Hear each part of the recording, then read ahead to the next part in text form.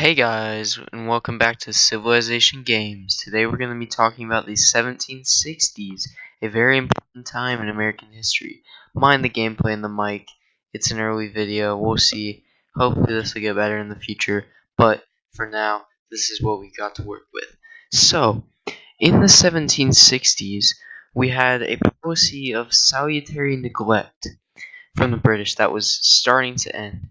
You see this around the time of the French and Indian War, where you have a British, at the time British, military commander by the name of General, not at the time General actually, George Washington, who, with a band of colonists, goes to a French fort and basically just starts a fight with some natives and some French. Gets into a fight, kicks off the French and Indian War. To be honest, it's kind of crazy that he does that, but he does. Starts the French and Indian War. Now, at the time, at the end of the French and Indian War, you see Britain in a lot of debt. They are heavily in debt. They need a way to pay it off, and so they turn to taxing the colonists. And one thing you should know about Americans is they do not like to be taxed. They like their money. I'll tell you that for sure. They like their money. So, the colonists obviously don't like this taxation that they find or see as unfair or unjust because they don't have that representative in Parliament to explain them and show their needs to the wider British community. Well, after the conclusion of the French and Indian War, the colonists also feel hard done by from King George when he issues the Royal Proclamation of 1763. Now that limits westward expansion past the Appalachian Mountains. And something else that you should know about Americans is they really like expansion. I mean, Manifest Destiny was a big part of the 1800s. American exceptionalism has been a big part of the country as a whole since its founding. And even before the Declaration of Independence was signed, there was a big focus on expansion, and most colonists really wanted that new land, that new opportunity. I mean, that's why people came to America in the first place, was for new opportunity and new lands. Well, when Britain realizes that, they're kind of screwed with all the money they spent on the French and Indian War, they decide to how do you say this? They decide to tax the colonies. That's the easiest way to say it. They place many duties on various commodities in the Sugar Act, specifically on sugar, molasses, and rum in the British colonies, specifically America, as that was the biggest British colony at the time. Um, so the 13 colonies obviously don't like this because, they've been used to a policy of solitary neglect, being able to kind of mind their own business and uh, decide for themselves taxation, collection of taxes, what they want to produce and export and import. And then Britain has kind of, as they did earlier with the Navigation Acts, has kind of cracked down on that because they now realize we're the boss here. We own these colonies. We can do whatever we want with them, which was something that most Americans at this point they kind of believed in, but they started to brew that spirit among some, mostly Northeasterners, where they felt that they were different from Britain, that they didn't feel identified with Britain, but that would largely come to fruition in the next decade, in the 1770s and the way to the 1780s. So, after passing the Stamp Act, Britain regulated that British troops would have to be paid for by the American colonists, and that these colonists would have to cover British, French, and Indian war debts. And you can see why the colonists didn't like this, because they felt that it was not their army, that they weren't being defended. But on the British side, they felt they had been defending the colonists and therefore the colonists should pay for the force that had been defending them. And this is one of those topics where it's not very clear cut who is in the right or the wrong. You can see either side. You can see the British side, especially because they felt they had spent their money protecting the colonists from the French and natives, and so they rightfully felt they owed or were owed money. But you can also see the colonist side because they felt they were used to a policy of hands off. We're gonna leave you alone. But now the British were coming to kind of insert their dominance and really show that they were the colonizers and the Americans were the colonists. I mean, that's just how it was back in the day.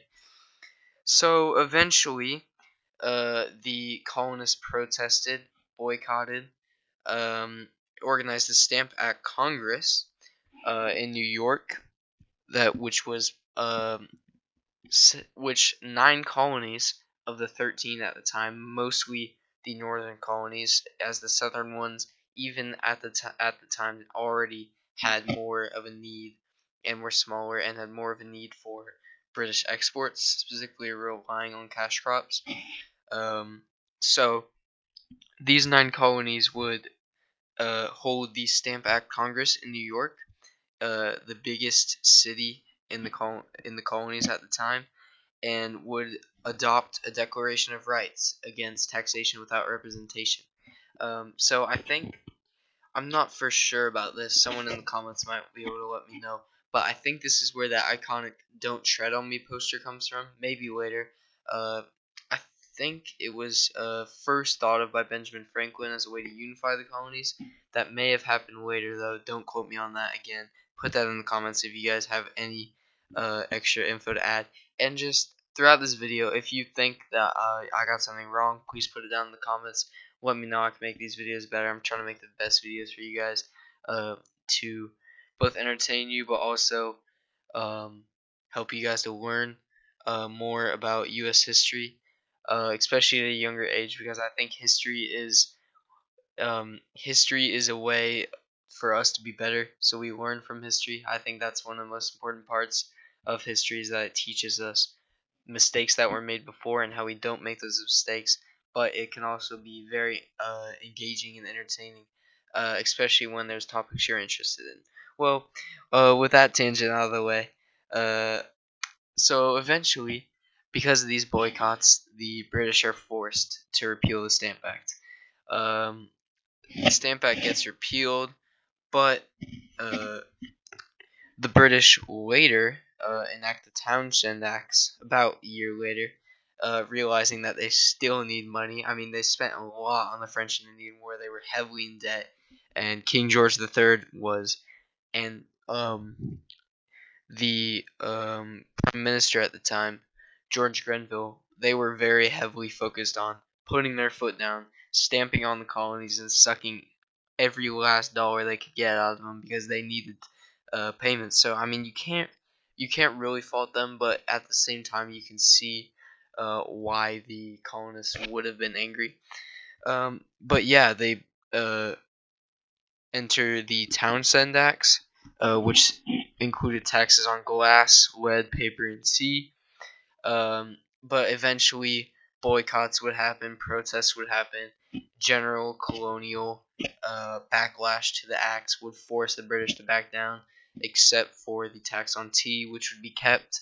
And you would see that tax on tea and the effect it had later in the Boston Tea Party, which is something I'll touch on in the 1770s episode.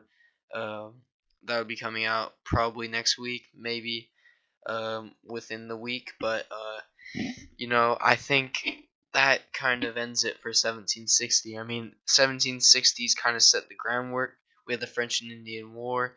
We had the start of British taxation. We had the start of colonial resentment for the British. At this point, it's obviously not even in the minds of anyone, really, to declare independence. That'll happen in the early 1770s with events like the Boston Tea Party and other Sons of Liberty actions and other groups like that who will push for independence. and even then it was more of a northern thing. It won't ever really be a unified independence fight. But the 1760s laid the groundwork for that. They laid the groundwork for the U.S. as a country, as a place that could break away from the colonies and have the strength to do that. Break away from the British, that is, my bad. And I think it's probably, arguably, where the study of American history as America should be started. I mean, you could go back to Columbus, you could go back to the establishment of Jamestown or Plymouth, the establishment of St. Augustine, the first permanent settlement in America or in North America. Or you could go to the early 1700s, um, where you had the earliest settlements of the entire 13 colonies. Um, but I think 1763 would start the French and Indian War, or the 7 Years' War, as it's known in Europe, is probably the best place to start to look in American history, and probably the most important place to start looking at American history because of the effects that it had on the next 20, 30 years of the growth of America as a country, um, as a breakaway state from Britain, how they had to fight for that, and all of that will be explained into next week's episode of 1770s. So hope you guys enjoyed this episode. Hope you learned something, and hopefully you guys had a good day. Peace.